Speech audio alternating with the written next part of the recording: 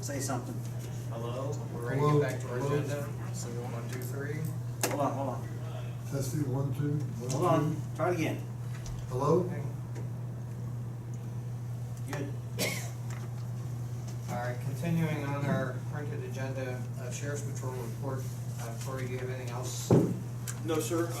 We'll be collaborating with some Halloween candy on the 31st. Other than that, nothing new to report.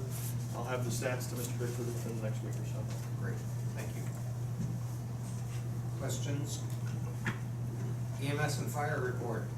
First of all, I'd like to thank the board for the additional full-time. I know you guys are aware of this, but to inform the public on a little bit of the past. As of about 5 to 6 years ago, our part-time staff was around 65 to 70 part-timers. And right now, our part-time staff is 8. We have 8 part-timers, that's it. That's the reason why I keep coming back to them for the request for the additional full-time, because the young men and women are not as interested in being firefighters and paramedics as they were a while ago. And because of that reason, we've had 3 paramedic schools shut down, close their doors because of lack of enrollment.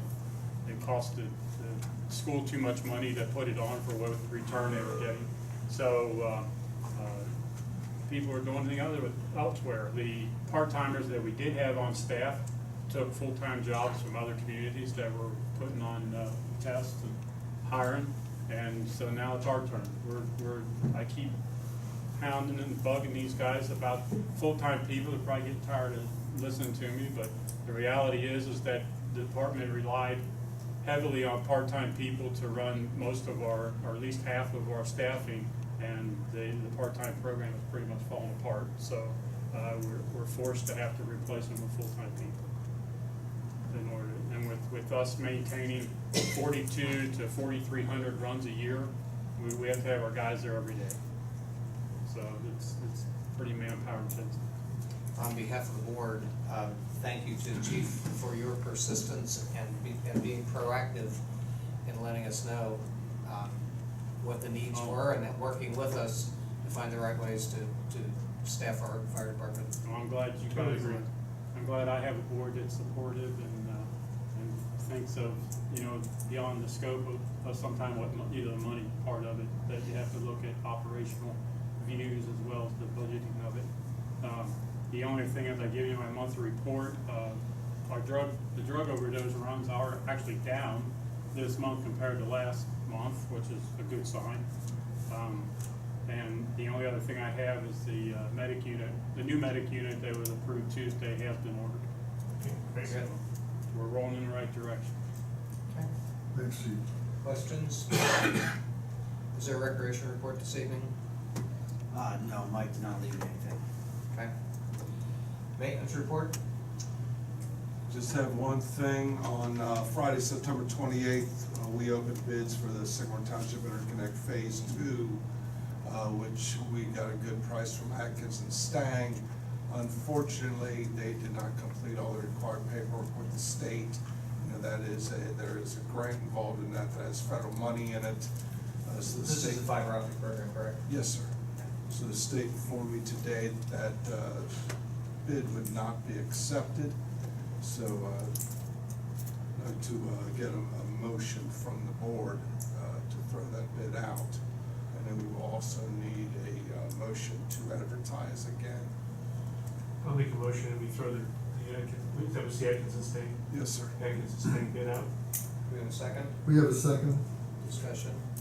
Mr. Porter? Mr. LaBarbera? Aye. Mr. Weedman? Aye. Mr. Carr? Aye. I'll make a motion that we advertise for the Interconnect Phase 2. Yep. Give a second. Motion, second, discussion. Mr. Porter? Mr. LaBarber? Aye. Mr. Weedman? Aye. Mr. Connor? Aye. That's all I have tonight, sorry. Any other questions? Law Director report, Mr. Miller. Yeah, the property acquisition process, first of all, you talking about real property or Yeah. personal property? Real property, buying property, like, we've got negotiations constantly going on, we've got one going on right now, and other properties going on. What's the procedure? Mr. Weedman asked you to discuss that the last meeting you were here. Okay. And you Well- couldn't because there were some properties involved that were in litigation. And you said, so I wanted to know. Right, and I'm not going No, we're not- to discuss we're not gonna those. You discuss- wanna know how we do it Just, generally? I mean, Joe's There's- Auto Shop, one of the. There's no set procedure per se, particularly as to how it gets initiated. Sometimes people will come to the township because they know we have acquired property, let's say, to expand a park, and they have property next to it. Plainfield Road is a good example of that we've had, I think, Tracy, correct me if I'm wrong, but a couple of people have decided they wanted to sell the house, or they had died and the heirs have come to the township to say, are you interested? Typically, or there may be a property that the township would be interested in acquiring and goes up for sale.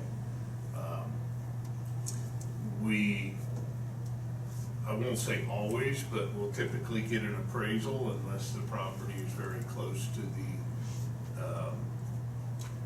auditor's appraisal number or less. Sometimes I think the one we're still trying to get closed, which was a short sale.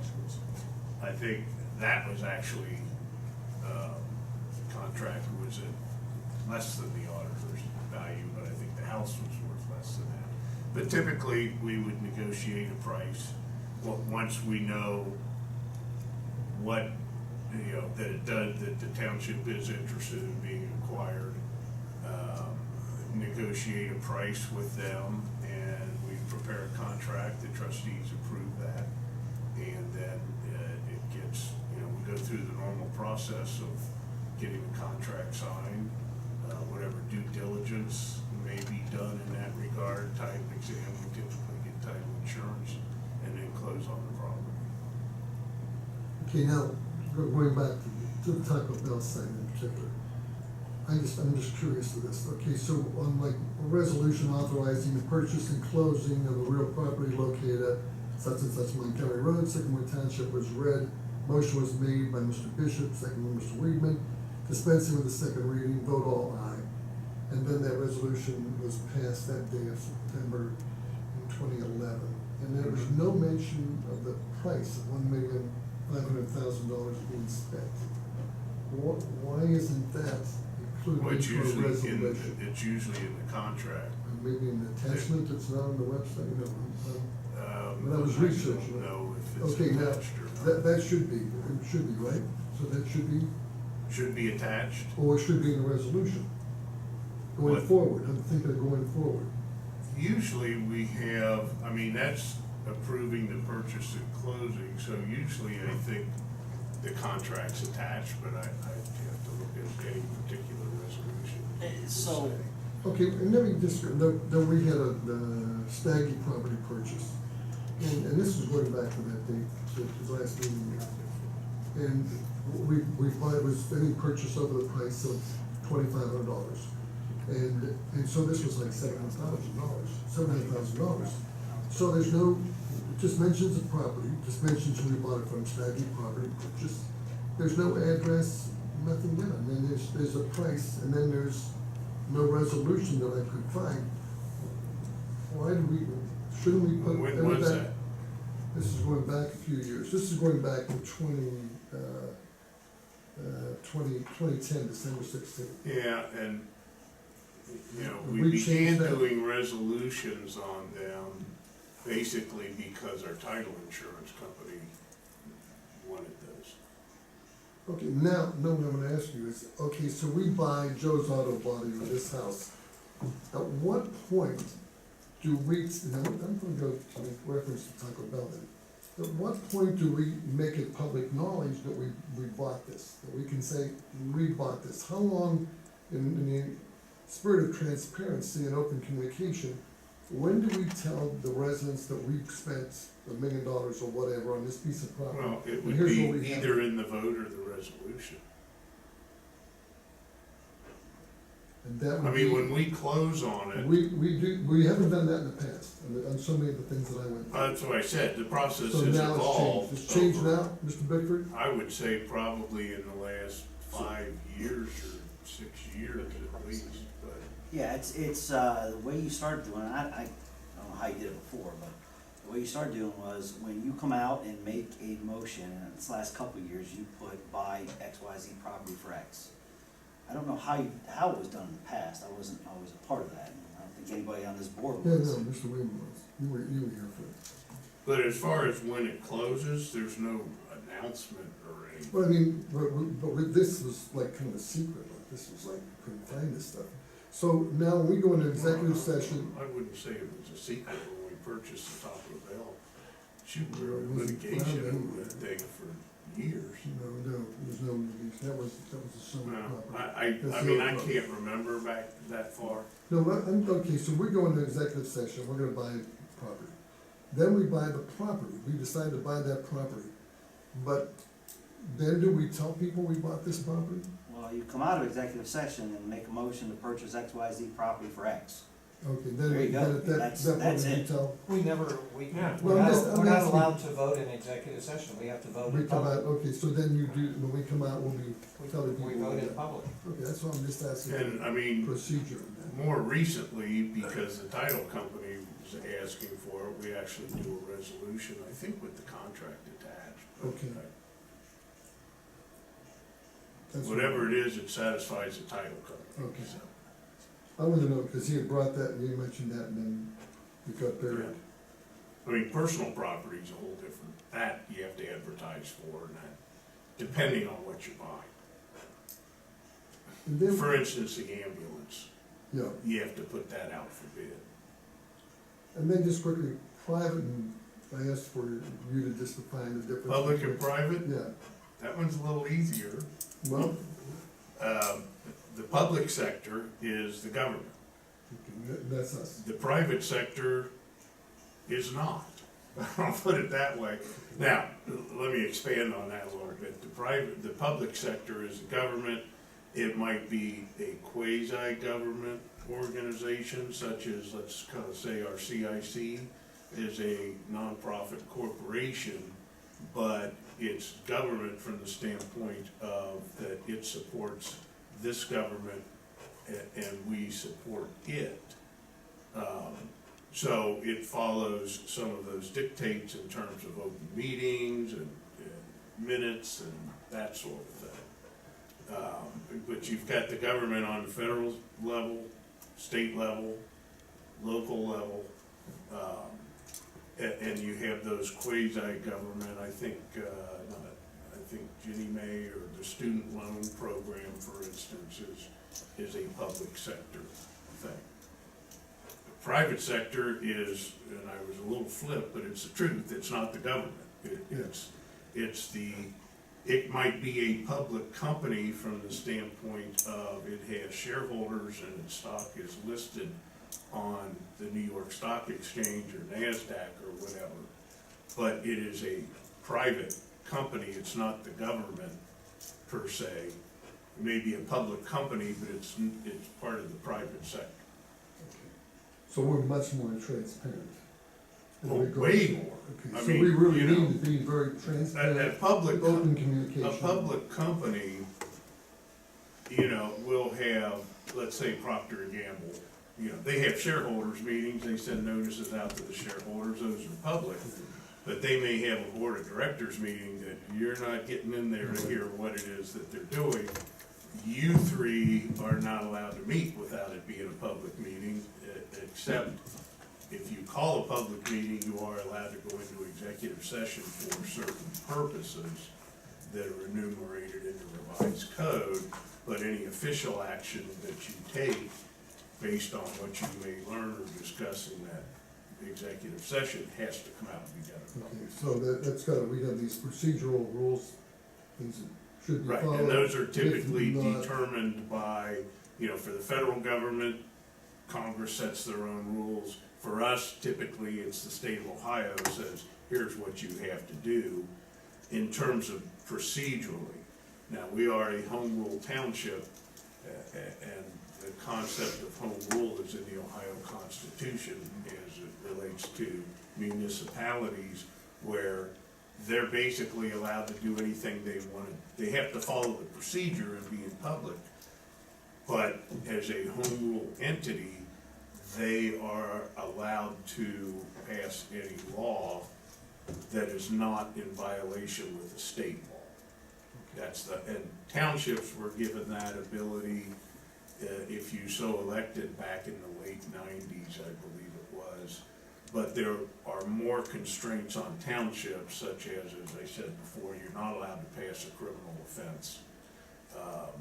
You are not allowed to make any kind of rule regarding gun control. That was one that they put on there. So, home rule, we're looking at a noise ordinance or redoing our noise ordinance. That would be a civil offense, a civil penalty for violating it. But it's not something that I don't believe a non-home rule township could do. Because typically townships may only do what the state legislature has given them the authority to do, except for home rule townships, who have a lot of the same abilities as municipalities. The main difference being the criminal aspect. We're not allowed to. So we've got to follow these procedures so that this ensures that there's no abuse of power. Well, There's total if you wanna look transparency. at it that way, it's more so that it's open to the public. You have the Public Records Act, where anyone can come in and look at most of the information. Again, some of it has to be redacted, like law enforcement information and that sort of thing, or attorney-client privileged information. But generally speaking, anybody can come in and look at whatever records they want to, and the meetings have to be open. I just wanted to hear that from you. You will. I just wanted to hear your, That's my thank interpretation. you. Doug, anything else in your report? No. Questions? Administrator. Report, Mr. Beckford. Just to let the board know, as you're probably aware, Deer Park City Schools, talking about potential property swap thing, Mr. Janice mentioned it tonight. I did put something on our Facebook page, kind of setting the record straight. There's a lot of misinformation out there, ranging from the township can decide to put the property into Sycamore schools, to all kinds of stuff. So I just put a little statement together that basically says, the school board can dispose of property as they see fit. They have certain requirements to do so. The property is zoned B single-family residential, and if someone wants to go through the process and put a subdivision in, they have the right to do that within certain parameters. If they want the subdivision they're talking about, it's gonna be a zone change. And it had a few other tidbits in it, and I think I sent it there, but it's on our Facebook page. Hopefully it, I don't wanna say calms the residents down, but there's a lot of misinformation flying around out there, so hopefully we've addressed that. I will work with Mike on the festival, and I'll get it added to a future agenda. Obviously, Mike's got his health issues now, so we'll work on that in the coming weeks. Also, I want to bring the board up to speed on Orchard and Styrax, the stub end there that has been used as a public road for years. The county assigned a parcel to it, and a gentleman wants to build a house on it. The problem is we have public storm sewer, and I believe we now have public water in there as well. Orchard and Spirea. Spirea, I say Styrax, I'm sorry, Spirea. So we're gonna work, I'm gonna work with Mr. Miller on preparing some information for those residents. I don't necessarily know if there's anything we can do.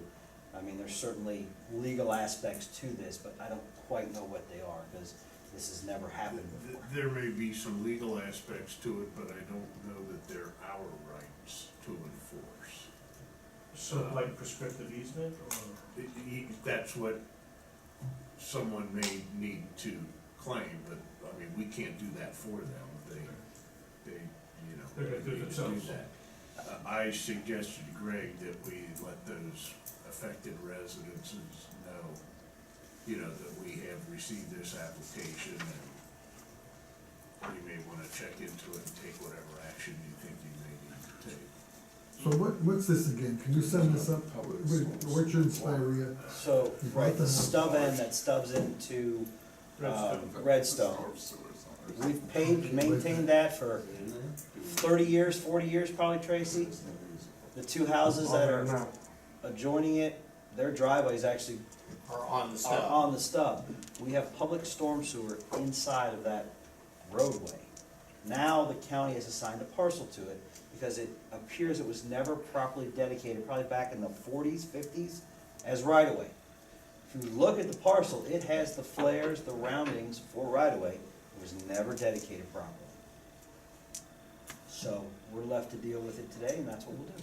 Would the storm sewer preclude them from building on that property? What's that? Would the storm sewer, the presence of a storm sewer preclude them? I don't know where it is. I mean, It's down the you center. may very think well it's- have storm sewer on your property that runs across the front. It doesn't preclude anybody from building on it. Well, what's interesting is if it was assumed to have been right-of-way, the storm sewer would probably be no easement for it. There's So no easement. they're gonna have to grant an easement back to us for it. Or they're gonna have to remove it at their expense, I would think, but the problem is, Then what happens to the water? that ties into Redstone, Yeah. which now you've got everybody involved in this thing, and this will get kind of messy, so I just wanna bring it to It's the a board's it's attention. a mess.